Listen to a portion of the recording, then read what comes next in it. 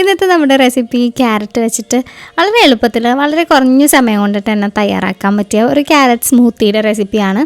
അപ്പോൾ അതിന് വേണ്ടിയിട്ട് ഞാനിവിടെ അത്യാവശ്യം വലിയ 2 ക്യാരറ്റാണ്. ചെറുതാണെന്നുണ്ടെങ്കിൽ ഒരു 3-4 എടുക്കാം. അപ്പോൾ വലുതായതുകൊണ്ട് തന്നെ ഞാനൊരു 2 എടുത്തിട്ടുണ്ട്. അപ്പോൾ അത് ഇതുപോലെ ഒന്ന് കട്ട് ചെയ്തിട്ട് നന്നായിട്ടൊന്ന് വേവിച്ചെടുത്തതാണ് കേട്ടോ. കുക്കറിൽ ഒരു വിസിലും കുറച്ച് നേരം ലോ ഫ്ലെയിമിലിട്ടിട്ടൊന്ന് കുക്ക് ചെയ്തെടുത്തതാണ്. അപ്പോൾ കുക്ക് ചെയ്യാൻ ഒഴിച്ച ആ വെള്ളം കൊണ്ടിട്ട് തന്നെ ഞാനിതൊന്ന് അരച്ചെടുക്കാൻ പോവാണ്. അപ്പോൾ അതിൻ്റെ കൂട്ടത്തിൽ കുറച്ച് സാധനങ്ങളും കൂടി ചേർക്കണം.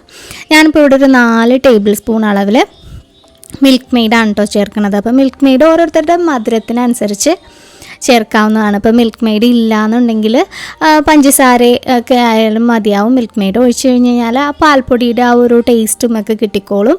പിന്നെ നമ്മുടെ ഈ ഒരു ജ്യൂസിന് നല്ലൊരു കൊഴുപ്പ് കിട്ടാൻ വേണ്ടിയിട്ട് ഞാനിവിടെ ഒരു 4 ചെറുപഴമാണ് ചേർക്കുന്നത്. 4 തീരെ ചെറുതാണെന്നുണ്ടെങ്കിൽ ഒരു 4 അല്ലാന്നുണ്ടെങ്കിൽ ഒരു 3 ഒക്കെ ചേർത്താൽ മതിയാവും. അപ്പോൾ അതും കൂടെ ചേർത്ത് കഴിഞ്ഞാൽ നമ്മളുടെ ഈ ജ്യൂസിന് നല്ലൊരു കൊഴുപ്പ് കിട്ടും. പിന്നെ അതിനൊരു ഫ്ലേവറിന് വേണ്ടിയിട്ട് ഞാനിവിടെ ഒരു 1/2 ടീസ്പൂൺ അളവിൽ വാനില എസൻസ് ആണ് കേട്ടോ ചേർക്കുന്നത്. അപ്പോൾ വാനില എസൻസ് ചേർക്കാണ് അല്ലാന്നുണ്ടെങ്കിൽ കുറച്ച് ഐസ്ക്രീം കിട്ടുകയാണെന്നുണ്ടെങ്കിൽ ഐസ്ക്രീം ചേർത്താലും നല്ലതായിരിക്കും. ഇനി ഞാനിതിലേക്ക് ഒഴിക്കുന്ന പാൽ കുറച്ച് നേരം ഫ്രീസറിൽ വെച്ചിട്ട് ഒന്ന് തണുപ്പിച്ചെടുത്തതാണ്. അതാകുമ്പോൾ നമ്മുടെ സ്മൂത്തിക്ക് അത്യാവശ്യം നല്ല രീതിയിൽ തന്നെ തണുപ്പുണ്ടാവും. അപ്പോൾ അതും കൂടെ ചേർത്തിട്ട് ഞാൻ ഇതുപോലെ ഒന്ന് അരച്ചെടുത്തിട്ടുണ്ട്. അപ്പോൾ ഞാൻ ഒന്ന് മിക്സിയിൽ അടിച്ചപ്പോൾ ആ പഴത്തിൻ്റെ കഷ്ണങ്ങളൊന്നും ചെറുതായിട്ടൊന്നും അരിഞ്ഞിട്ടില്ല. അപ്പോൾ ഞാൻ വീണ്ടും അതെടുത്ത് മാറ്റിയിട്ട് ഇതുപോലെ നല്ല ഫൈനായിട്ടൊന്ന് നന്നായിട്ട് അരച്ചെടുത്തിട്ടുണ്ട്. അപ്പോൾ എന്താണെങ്കിലും നമ്മുടെ സ്മൂത്തി ഇവിടെ റെഡി ആയിട്ടുണ്ട്. വളരെ എന്താ പറയുക, നല്ല തിക്കാണ്. നമ്മൾ ആ ചെറുപഴമൊക്കെ ചേർത്തുകൊണ്ട് തന്നെ നല്ല തിക്കാണ്. അതുകൊണ്ട് തന്നെ ഞാൻ ബാക്കി പാലും കൂടെ ഇതിലേക്ക് ചേർത്ത് കൊടുക്കുകയാണ്. ഇതിപ്പോൾ ഞാൻ ഫുള്ളായിട്ട് ഒരു കവർ പാല് ഫുള്ളായിട്ട് എടുത്തിട്ടുണ്ട് കേട്ടോ. അപ്പോൾ നമ്മളുടെ സ്മൂത്തിക്ക് തിക്നെസ് അനുസരിച്ച് നമുക്ക് പാലും കൂടെ ഒഴിച്ചു കൊടുത്തിട്ട് കുറച്ചുകൂടി ഈ ഒരു കൺസിസ്റ്റൻസിയിൽ നമുക്ക് ഇതെടുക്കാം.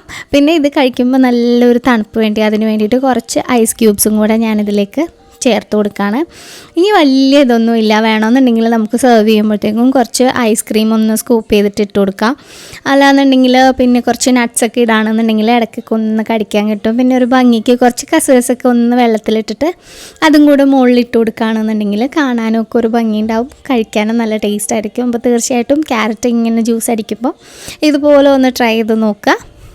അപ്പോൾ നമ്മളുടെ വീട്ടിൽ ഗസ്റ്റൊക്കെ വരികയാണെന്നുണ്ടെങ്കിൽ നമ്മൾ ഉടനെ വന്ന ഗസ്റ്റിന് പെട്ടെന്ന് ക്യാരറ്റ് വേവിച്ചിട്ട് അടിച്ചെടുക്കുക എന്ന് പറഞ്ഞു കഴിഞ്ഞാൽ കുറച്ച് ടൈം കൺസ്യൂമിംഗ് ആണ്. അപ്പോൾ നേരത്തെ നമ്മളുടെ വീട്ടിലൊരു ഫംഗ്ഷനൊക്കെ ചെറിയൊരു ഫംഗ്ഷനൊക്കെ നടക്കുമ്പോൾ കൊടുക്കാൻ പറ്റിയ നല്ലൊരു ഡ്രിങ്കാണ്. അപ്പോൾ ഈ റെസിപ്പി ഇഷ്ടമായിട്ടുണ്ടെങ്കിൽ വീഡിയോ ഒന്ന് ലൈക്ക് ചെയ്യാനും നിങ്ങളുടെ ഫ്രണ്ട്സിനും അതുപോലെ തന്നെ ഫാമിലി മെമ്പേഴ്സിനും ഒക്കെ ഒന്ന് ഷെയർ ചെയ്ത് കൊടുക്കാനും മറക്കരുത്.